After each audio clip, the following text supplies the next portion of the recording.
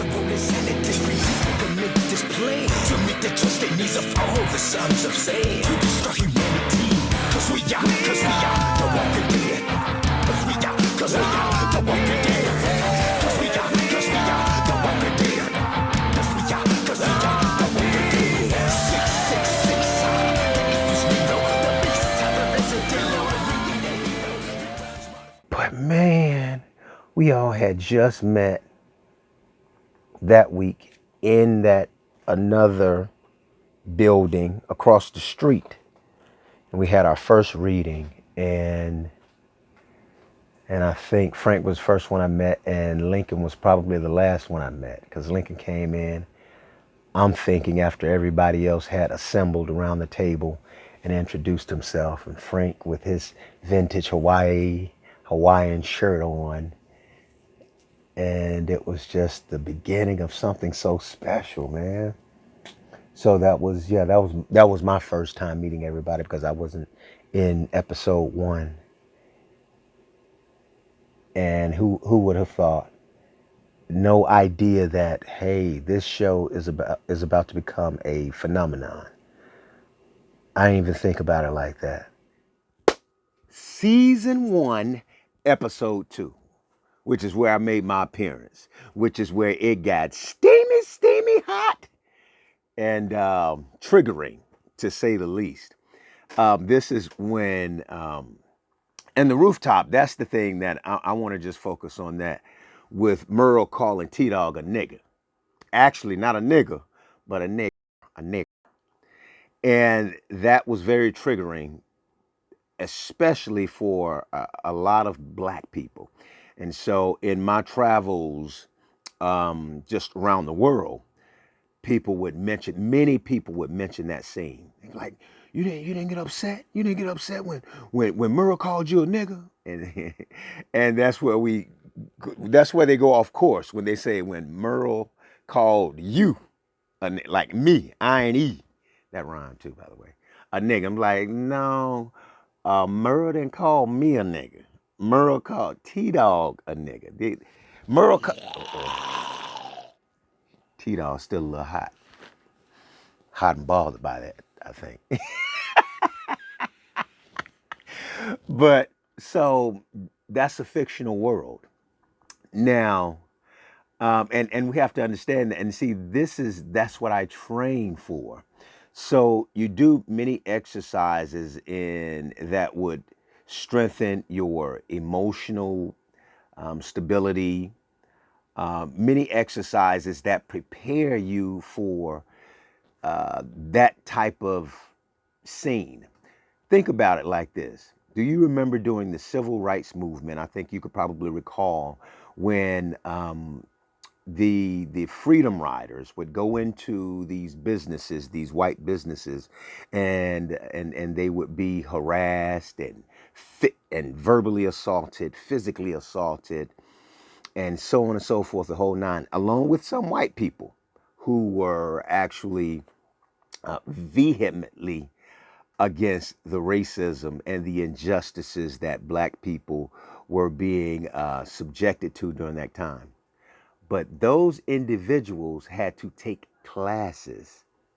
They had to take acting classes to prepare so that they would not erupt, so that they would not respond in the wrong way. So they had to take classes where they had people pouring beverages out on their heads, where I don't think they necessarily put cigarettes out on them during the class, but they would flick cigarette ashes over their heads and say the most vile and demeaning, debasing, unbiased stuff to these people.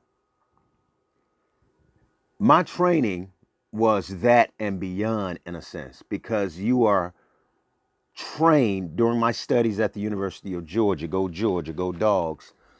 I did many different scenes to where you would actually go the opposite of who you are.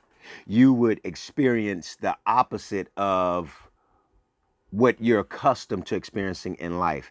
And that required doing scenes that related to racism. scenes that related to sexism, the stuff that we are against and we all should be against in society. So I did that so many times. Plus, I had enough experiences in my real life that prepared me for that moment also. So the reality is that we have racism in our society. We have racism around the world. I think many of us understand the history of not just our country, but of the world, but more particularly of our country in the United States of America. And so I applaud Frank Darabont for tackling the serious issues in this show. I was actually happy to see a scene like that. I have an immense amount of respect for Frank, for AMC, for Kirkman, for all the execs, Gail and Hurd, all of the executives who were part of allowing the world to see what we are subjected to on a daily. And when I say on a day, we, I mean like as a collective, because black people continue to deal with racism. Even seemingly more so these days, it's probably just a little more, there's more exposure on it because of technology, cameras all over the place, right? And there are people that seemingly don't care that they're being recorded. But and people say, how'd you feel when Merle called you a nigga? I'm like, well, let's care. I play T-Dog. And I said, I actually embrace that and look forward to doing it. So, I never had an altercation with a white person or any person, any non-black person, for being called a nigger, like nigger, because this even is, it's more triggering for a lot of black people with the but for being called a nigger the wrong way. I know when I was coming up and in the hood, we would say nigga. Yeah, nigga, go ahead on. Nigga, you lying like a motherfucker, nigga. This nigga over here talking about he met Michael Jordan. Talking about he played Michael Jordan one-on-one. That nigga ain't played no Michael. You see what I'm saying? That's one side of nigga where it's acceptable. And then there's another side of nigga in the hood and they like, nigga, shut your punk ass up, nigga. Talking that shit. This nigga talking that shit. Nigga, I slapped shit out you, nigga. What? Now it's triggering. So now y'all understand why I'm doing this podcast and this is for mature audiences only, right? So this is what I talk about. I want to spend the duration of my time, the rest of my time on season 2, episode 2, talking about that scene. So, and if you watch my one-man show, BBTWD, you'd understand what I mean. There's an altercation that was caused because somebody called me a nigga. But once I became a man, I put childish things behind me. And also, once I had my epiphany and God told me what I must do on this earth, I started to put childish things behind me.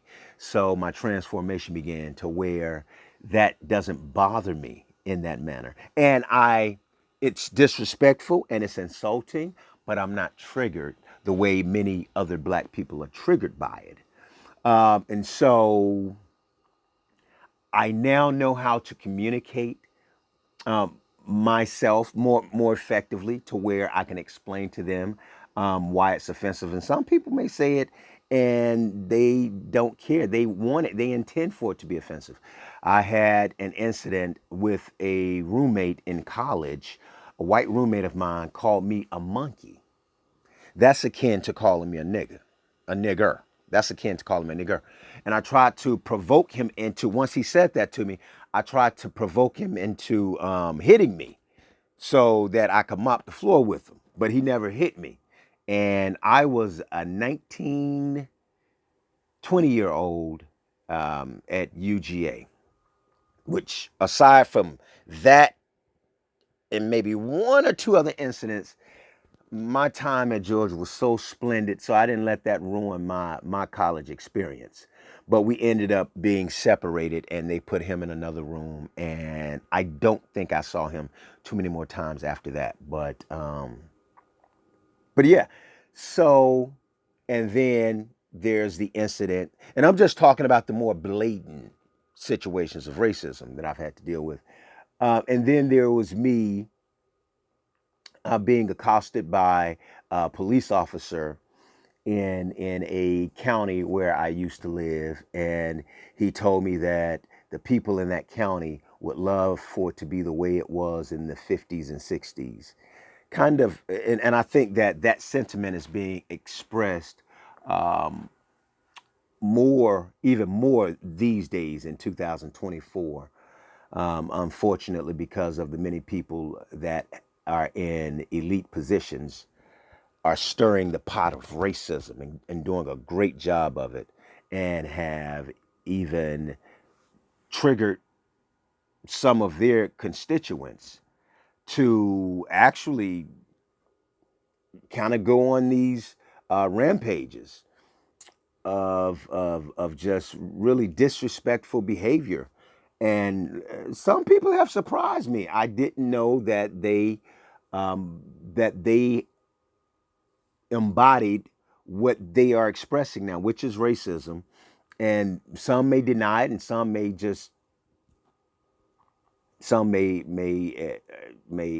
totally admit to it. You know. So that's the unfortunate thing today. But again, my walk is truth and love, and so I will continue even with the ones that are blatantly racist, and then the individuals that are subconsciously to where they don't want to recognize that it is racism. And so I'll still have a conversation with them, sit down and talk with them. But I have certainly seen individuals that have disappointed me greatly. But that won't stop my walk of truth and love. But again, back to the ass whippings that I gave people calling me a nigga back in the hood. That like that prepared me tremendously for the rooftop scene with Merle, because I was alone with my studies at UGA. I was able to detach my feelings as IronE, and even as IronE, I wasn't offended at all. And I know that Michael Rooker is a gentleman. He's a great guy, wonderful guy. So I was just excited for the opportunity to go opposite, a legend in the industry and showbiz. So it just didn't affect me that way. And it's unfortunate but understandable why many black people are triggered by that, because we just have to take into account our history. Um, and so that scene was wild because it had a lot of people up in arms. Even white people say, you should have left him on the rooftop saying what he said to you and doing what he did to you. And so it's great to know that many of us are in this fight for equality and justice, and many of us are triggered by what Merle said and did on that rooftop, especially what he said on that, like, ass whipping is ass whipping.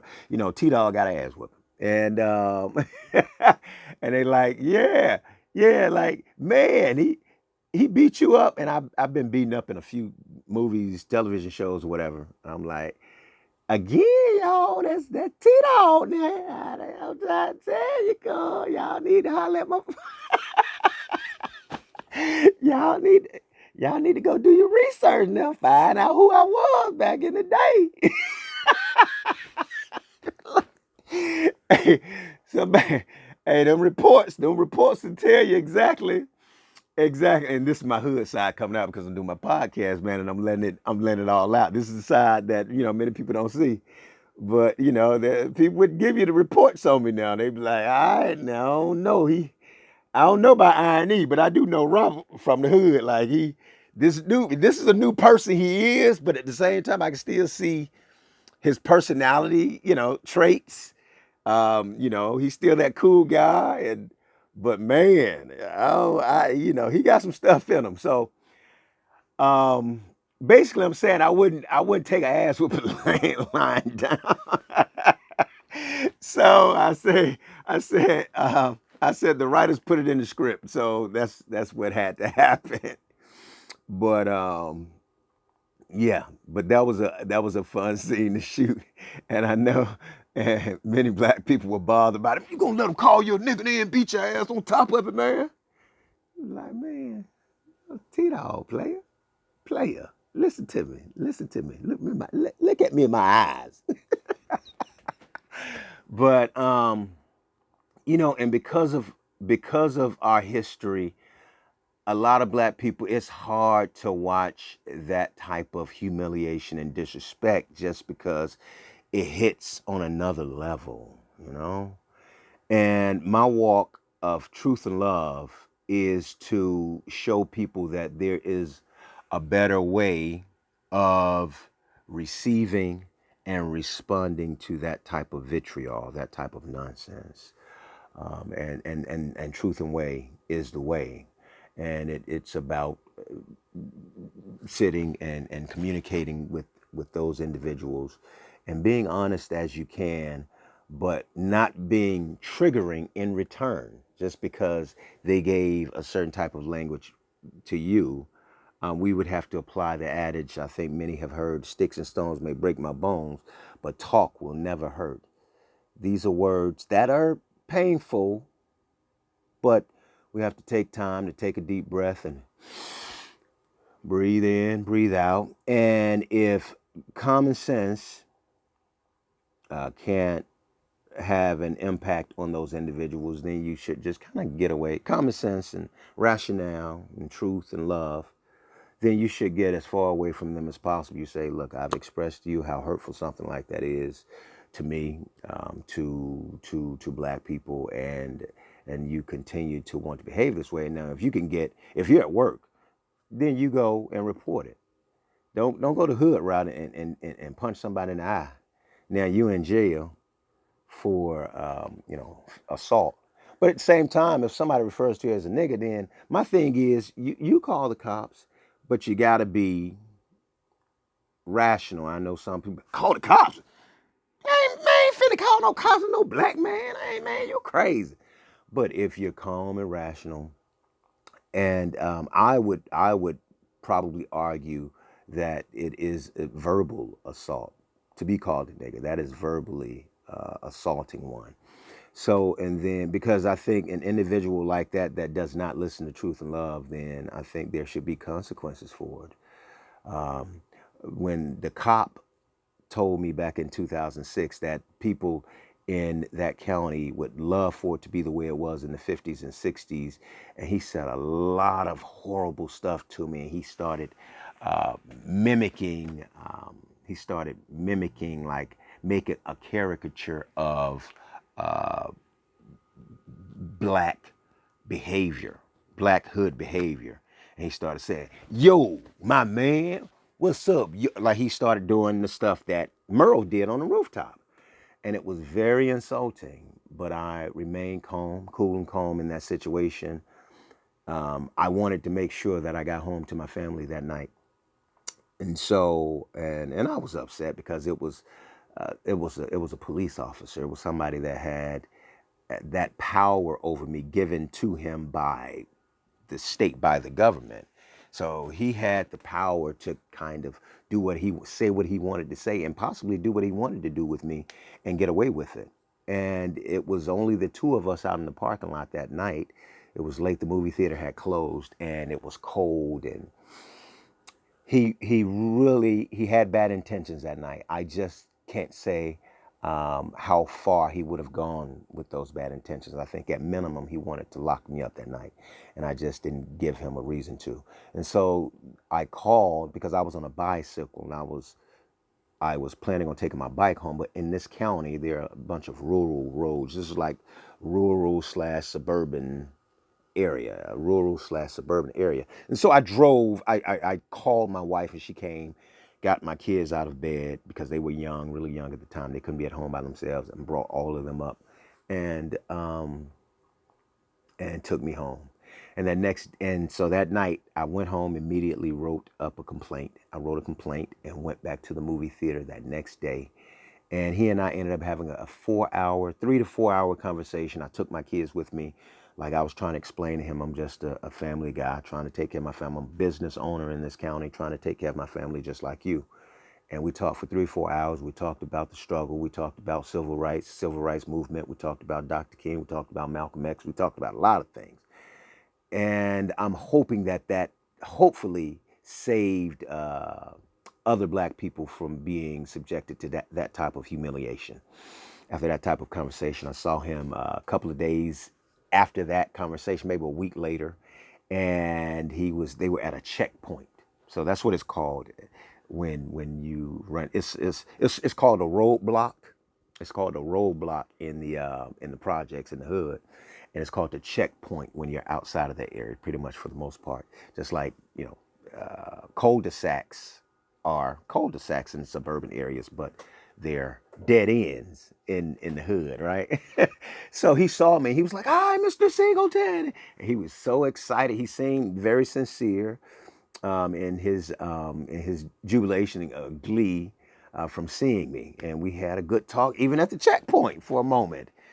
And I said, wow, I hope that helped. I hope that saved other people having that conversation with. It was truth and love, basically.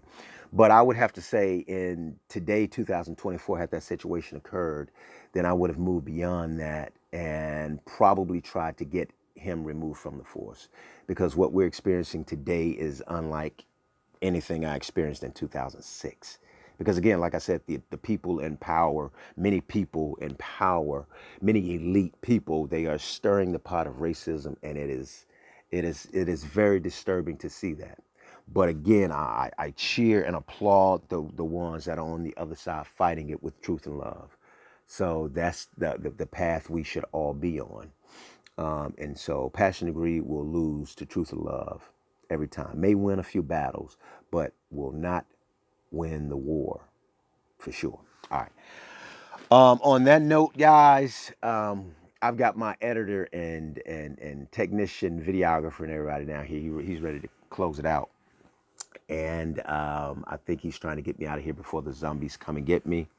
This is a splendid conversation. I look forward to having these conversations. This is part of my walk in this life, to help people become better emotionally, become more emotionally intelligent, and what have you, and and be better human beings, so that we can make the world continue to make the world a better place. Yeah. So I'm always open for these conversations on race. So if you feel you are a racist and you want to talk to me about it, or if you feel that you've been received as a racist, you want to talk to me about it, whatever, anything dealing with racism, I'm the one to talk to. It's okay. I will talk to you about that. I don't know if blatant racists, you can kind of keep it if you want to just come and with malintent to just kind of insult, but to possibly help to have a better understanding of black people and why black people feel a certain way, or why black people receive certain things a certain way, then I'm your resident guru. I think I will give you a pretty intelligent response, something for you to think about, and maybe possibly help you to grow as an individual, and also to help me to grow as an individual. All right, guys, I love you all, love each other. It's free. I think the walkers. I think the walkers are coming. Ah! Commit display to meet the trusted needs of all the sons of Sam. To destroy humanity, cause we are